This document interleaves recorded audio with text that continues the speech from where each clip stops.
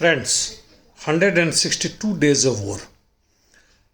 Slovyansk, starting from north, the Russians are continuing their offensive from northwest, which does not seem to be all out at present. But in Bakhmut from northeast, east and southeast, which is as full-fledged. The nearest place to this, Peski, has already been taken over by the Russians. And of course, the aim remains to take over the entire Bakhmut as soon as possible. In Avdiivka also, they have carried out frontal attack. The outcome is still awaited. On Soledar front, Allied forces have broken defensive line of Siversk, Bakhmut.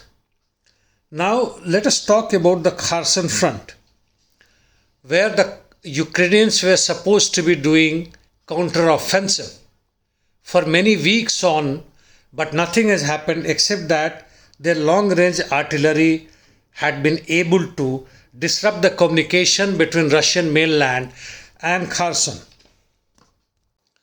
The last 2 days that Russians were continuing probing attack on Kherson with their even tanks and other form of weapons has not resulted in gain of any territory.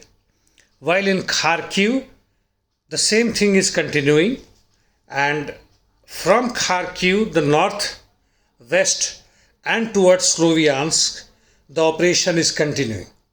While in rest of Ukraine, I would say that the deep interdiction that was continuing against other parts of Ukraine, like in Lviv and even in Kiev, has been reduced, but despite intensity being reduced, the aim remains to find out the real targets and then launch a strike on that to have 90% plus success rate.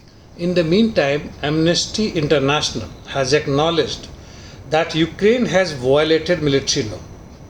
In 19 cities of Ukraine, including LPR and DPR, it installed and used military equipment in closely populated areas without evacuating them. But ISW is alleging that Russia may use Zaporizhzhia nuclear power plant to play fear among the Western countries that something nuclear disaster may happen, and they may reduce weapon supply to Ukraine. What a wild guess. From other fronts, Pelosi crisis seems to have subsided, though China is continuing war exercises close to Taiwan. Thank you, friends. Keep watching.